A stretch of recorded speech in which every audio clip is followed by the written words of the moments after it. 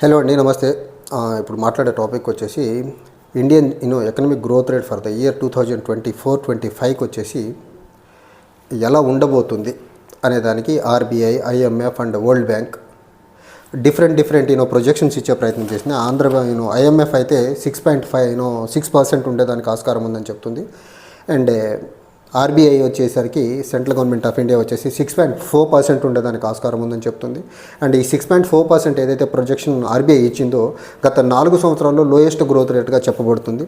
అయితే ఈ క్రమంలో గవర్నమెంట్ ఆఫ్ ఇండియా ఈ ఎకనమిక్ స్లో డౌన్ ఏదైతే ఉందో, స్లో ఎకనమిక్ గ్రోత్ రేట్ ఏదైతే ఉందో దీన్ని రివైవ్ చేయాలంటే గవర్నమెంట్ ఆఫ్ ఇండియా ఏం చేస్తే బాగుంటుంది అనే దాని మీద రంగరాజన్ గారు అండ్ శ్రీవాస్తవ గారు కలిసి ఒక ఆర్టికల్ రాశారు హిందూలో. ఇందులో మనం ప్రధానంగా చూడాల్సి వస్తే గవర్నమెంట్ ఆఫ్ ఇండియా గ్రోత్ మొమెంటమ్ని ప్రాపర్ ట్రాజెక్టరీలో పెట్టి రైట్ వేలో ఇండియన్ ఎకనమిక్ గ్రోత్ రేట్ ఉండాలంటే డెఫినెట్గా government has to increase its expenditure. Fiscal deficit ఏదైతే ఉందో దాన్ని తగ్గించి గవర్నమెంట్ యొక్క ఎక్స్పెండిచర్ పెరగగలిగితే దానివల్ల ప్రైవేట్ కన్జంప్షన్ పెరిగేదానికి ఆస్కారం ఉంది. ప్రైవేట్ కన్జంప్షన్ పెరిగితే ఆటోమేటిక్గా గ్రోత్ సైకిల్లో చేంజ్ వచ్చేదానికి, పాజిటివ్ చేంజ్ వచ్చేదానికి ఆస్కారం ఉంది. సో దాన్ని బేస్ చేసుకుని 2024-25 ఎకనమిక్ ఇయర్లో ఇండియా అనుకున్నటువంటి ఎకనమిక్ డిజైర్డ్ గ్రోత్ రేట్ జరగాలి అంటే ఖచ్చితంగా గవర్నమెంట్ ఎక్స్పెండిచర్ పెరగాలి, ప్రైవేట్ కన్జంప్షన్ని పెరగాల. ప్రైవేట్ కన్జంప్షన్ని గవర్నమెంట్ ఎక్స్పెండిచర్ ద్వారా పెంచగలిగితే ఆటోమేటిక్గా ప్రైవేట్ ఇన్వెస్టర్స్ నుంచి రావాల్సినటువంటి ఇన్వెస్ట్మెంట్స్ వచ్చేదానికి ఆస్కారం ఉంది. అండ్ గవర్నమెంట్ సైడ్ నుంచి పుషప్ ఇవ్వకుండా, గవర్నమెంట్ నుంచి రిలాక్సేషన్ టువర్డ్స్ ప్రైవేట్ కన్జంప్షన్స్ ఇవ్వకుండా గవర్నమెంట్ గత 8 సంవత్సరాలు లాస్ట్ ఫిబ్రవరి నుంచి 2024 ఫిబ్రవరి నుంచి ఈ రోజు వరకు గవర్నమెంట్ యొక్క ఎక్స్పెండిచర్ ఏదైతే ఉందో అది గ్రాడ్యువల్గా తగ్గుకుంటూ చాలా స్టాగ్నెట్ మేనర్లో ఉండిపోయింది. బికాజ్ ఆఫ్ 2024 పార్లమెంట్ ఎన్నికలు వచ్చినాయి, ఆ తర్వాత హర్యానా, జమ్మూ కాశ్మీర్ ఎలక్షన్స్, తర్వాత మహారాష్ట్ర, తర్వాత Jharkhand assembly. Government of India ఈ ఎలక్షన్స్లో బిజీ అయిపోవడం వల్ల గవర్నమెంట్ యొక్క ఎక్స్పెండిచర్ని ప్రాపర్ మేనర్లో తీసుకెళ్లకుండా ఒక స్టాగ్నేటెడ్ మేనర్లో ఉంచేయడం వల్ల ప్రైవేట్ కన్జంప్షన్ డ్రాస్టిక్గా పడిపోయింది. మార్కెట్లో మనీ సర్క్యులేషన్ ఆగిపోవడం వల్ల ఎకనమిక్ గ్రోత్ రేట్ చాలా డ్రాస్టిక్గా పడిపోయి ఎకనమిక్ స్లో డౌన్ అయితే ఇండియాలో స్టార్ట్ అయిపోయింది. అయితే ఈ క్రమంలో దీన్ని ముందుకు తీసుకెళ్ళాలి అంటే ఖచ్చితంగా government of India has to take lead role by promoting the private consumption in the country.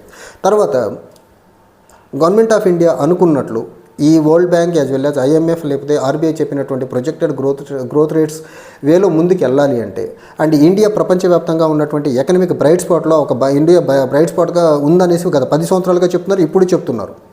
ఆ బ్రైట్ స్పాట్గా ఉండాలి అంటే to attract the better investments ఇండియాకి రావాలి అంటే ఖచ్చితంగా ఇండియాలో government of India fiscal policy fiscal పాలసీస్ని ప్రొయాక్టివ్ మేనర్లో ముందుకు తీసుకెళ్లకుండా అయ్యేదానికి ఆస్కారం లేదు.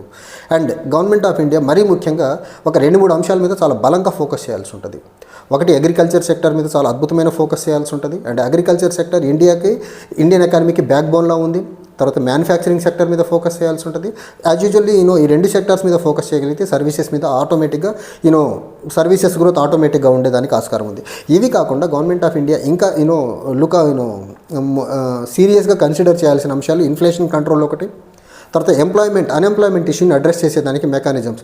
ఈ 3-4 అంశాలని చాలా ప్రాపర్ మేనర్లో డిజైన్ చేయగలిగేది ఫిజికల్ స్టిమ్యులస్ని గవర్నమెంట్ ఆఫ్ ఇండియా కానీ ముందుకు తీసుకురాకపోతే ఖచ్చితంగా ఈ ప్రొజెక్షన్స్ ఐఎంఎఫ్ ఇచ్చిన ప్రొజెక్షన్స్ అవనివ్వండి, వరల్డ్ బ్యాంక్ ఇచ్చిన ప్రొజెక్షన్స్ అవనివ్వండి, లేకపోతే Indian own central bank RBI ఇచ్చినటువంటి ప్రొజెక్షన్స్ ఏవి కూడా నిజమయ్యేదానికి ఆస్కారం లేదు.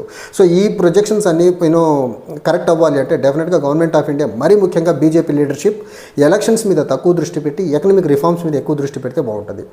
అలా కాకుండా ఎలక్షన్స్ వీటి మీద కానీ ఫోకస్ చేయగలిగితే ఇప్పటికే 45 years rate of highest unemployment ఉంది ఇండియాలో. ఇన్ఫ్లేషన్ కంటిన్యూస్లీ పెరుగుకుంటూ వస్తుంది. ఏదో 1 నెల 2 నెలలు తగ్గడం మళ్ళీ పెరుగుకుంటూ ముందుకెళ్తాం జరుగుతుంది. Rupee almost highest lowest level against dollar పడిపోయింది. 86.6 రూపీస్ దాకా పడిపోయింది రూపీ అగెన్స్ట్ డాలర్ వచ్చేసి. గవర్నమెంట్ ఆఫ్ ఇండియా ఈ క్రమంలో ఒక జుడిషియస్ మేనర్లో ఫిజికల్ పాలసీని కానీ అప్కమింగ్ బడ్జెట్లో కానీ ఇన్కార్పొరేట్ చేయకపోతే, లేకపోతే గ్లోబల్ ఇన్వెస్టర్స్కి డొమెస్టిక్ ఇన్వెస్టర్స్కి కాన్ఫిడెన్స్ బడ్జెట్ ద్వారా ఇవ్వకపోతే ఖచ్చితంగా అనుకున్నటువంటి గ్రోత్ అయితే సాధించేదానికి ఎట్టి పరిస్థితుల్లో ఆస్కారం అయితే కనపడట్లేదు. తర్వాత గవర్నమెంట్ ఆఫ్ ఇండియా ఇంకా మరీ ముఖ్యంగా ఫోకస్ చేయాల్సిన అంశం ఏంటంటే ఖచ్చితంగా ఇన్వెస్ట్మెంట్స్ని ప్రైవేట్ ఇన్వెస్ట్మెంట్స్ ఎక్కువ అట్రాక్ట్ అయ్యేలా గవర్నమెంట్ ఆఫ్ ఇండియా ఇన్వెస్ట్మెంట్ ఉండాలి. సో గవర్నమెంట్ ఆఫ్ ఇండియా ఒక దగ్గర ₹1 ఇన్వెస్ట్ చేస్తుందంటే ప్రైవేట్ ప్లేయర్ నుంచి కూడా ఈక్వల్ అమౌంట్ ఆర్ అంతకంటే ఎక్కువ అమౌంట్ వచ్చే సెక్టార్స్ని చూస్ చేసుకొని గవర్నమెంట్ ఆఫ్ ఇండియా ఇన్వెస్ట్ చేయగలిగితేనే గవర్నమెంట్ ఆఫ్ ఇండియా యొక్క ఇన్వెస్ట్మెంట్ మెకానిజం ఆ డైరెక్షన్లో ఉంటే తప్ప ప్రైవేట్ ఇన్వెస్టర్స్ వచ్చి ఆ సెక్టార్స్లో ఆ ఫీల్డ్స్లో ఇన్వెస్ట్ చేసేదానికైతే ఆస్కారం లేదు. సో ఇదంతా చేయాలంటే ఖచ్చితంగా ఫస్ట్ గవర్నమెంట్ ఆఫ్ ఇండియాలో ప్రధానమంత్రి as well as finance minister, ఉల్లిగడ్డల రేట్లు ఎందుకు పెరిగాయంటే నేను తినను కాబట్టి నాకు తెలియదు అని చెప్పే ఫైనాన్స్ మినిస్టర్ అలాంటి రెడిక్యులస్ ఆన్సర్స్ ఇవ్వకుండా అసలు ఎలాంటి పాలసీస్ తీసుకుంటే ఏ సెక్టార్లో ఎంత ఇన్వెస్ట్మెంట్ వచ్చేదానికి ఆస్కారం ఉంది, తద్వారా ఎంత ఎంప్లాయ్మెంట్ జనరేట్ చేసేదానికి ఆస్కారం ఉంది, తద్వారా ఎంత గ్రోత్ ఇండియాకి వచ్చేదానికి ఆస్కారం ఉందనేసి ఒక క్యాలిక్యులేటివ్ మేనర్లో ఫినాన్స్ మినిస్టర్ తన డిపార్ట్మెంట్తో ప్రాపర్గా కూర్చొని ఆర్బీఐతో కోఆర్డినేట్ చేయకుండా కానీ వెళ్తే ఖచ్చితంగా ఒక యానిమల్ స్పీడ్ మేనర్లో ఉండే గ్రోతే ఉంటుంది, లేకపోతే హిందూ రేట్ ఆఫ్ గ్రోతే ఉంటుంది తప్ప గ్లోబల్ లెండింగ్ ఏజెన్సీస్ కానీ లేకపోతే central government of India RBI చెప్పినటువంటి 6.4 or 6.2 or 6.6% గ్రోత్ అయితే వచ్చేదానికైతే ఆస్కారం లేదు. అండ్ ఈ గ్రోత్ రేట్ సస్టైన్డ్ మేనర్లో ముందుకెళ్ళాలంటే గవర్నమెంట్ ఆఫ్ ఇండియా చాలా త్వరితగతిన ఇన్ఫ్లేషన్ కంటైన్స్ మెజర్స్ని చాలా ఎఫెక్టివ్గా ముందుకు తీసుకురావాల్సి ఉంటుంది. తర్వాత సెకండ్ థింగ్, అగ్రికల్చర్ సెక్టర్ మీద చాలా బెటర్ మేనర్లో అగ్రికల్చర్ యొక్క గ్రోత్ రేట్ని సస్టైన్డ్ మేనర్లో ఉండేలా ప్రొజెక్ట్ చేయాల్సిన ఆవశ్యకత ఉంది. అప్పుడు మాత్రమే ఇన్ఫ్లేషన్ యాజ్ వెల్ యాజ్ అగ్రికల్చర్ని బ్యాలెన్స్ చేసుకుంటూ మ్యానుఫ్యాక్చరింగ్ సెక్టార్స్కి కావాల్సినటువంటి స్టిమ్యులస్ ఇవ్వగలిగితే. నిన్న ప్రైమ్ మినిస్టర్ ఒక ఎగ్జిబిషన్కి వెళ్ళి ఫ్యూచర్ ఇండియా మొత్తం మొబిలిటీ సెక్టార్ చుట్టూ తిరిగేదానికి ఆస్కారం ఉంది అంటున్నారు.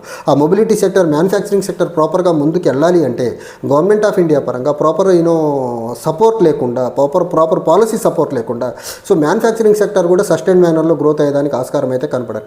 సో ఈ గవర్నమెంట్ ఆఫ్ ఇండియా వేసుకునే స్టెప్స్ ఆర్ బడ్జెట్లో రేపు ఇచ్చే మార్గదర్శకాలని బేస్ చేసుకునే Indian economic growth rate upcoming ఇయర్కి ఉండబోతుంది. సో ఈ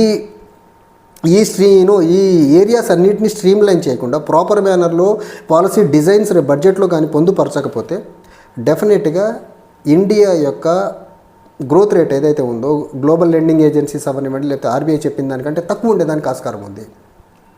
ఎందుకంటే ఒకసారి ట్రంప్ కానీ అక్కడ ఛార్జెస్ తీసుకున్న తర్వాత ట్రేడ్ వార్ కానీ అనౌన్స్ చేయగలిగితే government of India proper physical పాలసీని బడ్జెట్ ద్వారా అనౌన్స్ చేయకపోతే ఖచ్చితంగా గ్లోబల్ ఇన్వెస్టర్స్ ఇండియాకి వచ్చేదానికి ఆస్కారం ఉండదు. ప్రైవేట్ ఇన్వెస్ట్మెంట్స్ ఇండియాకి రాకుండా డిజైర్డ్ గ్రోత్ ఇండియన్ ఎకానమీలో ఉండేదానికి ఆస్కారం లేదు. సో ఆ ట్రంప్ని దృష్టిలో పెట్టుకొని ఇండియన్ ఎకానమీని సస్టైన్డ్ మేనర్లో ముందుకు తీసుకెళ్లాలంటే రాబోయే February 1st ప్రవేశపెట్టే బడ్జెట్ చాలా చాలా కీ అవబోతుంది. దానికి గవర్నమెంట్ ఆఫ్ ఇండియా ఎలాంటి యాక్షన్ ప్లాన్ తీసుకుంటుంది అనేది మనం బడ్జెట్ వరకు అయితే వెయిట్ చేయక తప్పదేమో. కానీ ఇక్కడ మరీ ముఖ్యంగా మాత్రం inflation, rupee depreciation, agriculture, manufacturing sector వీటి మీద మాత్రం చాలా ఎక్కువ మేనర్లో ఫోకస్ చేయాల్సిన అవసరం ఎంతైనా ఉంది. Thank you.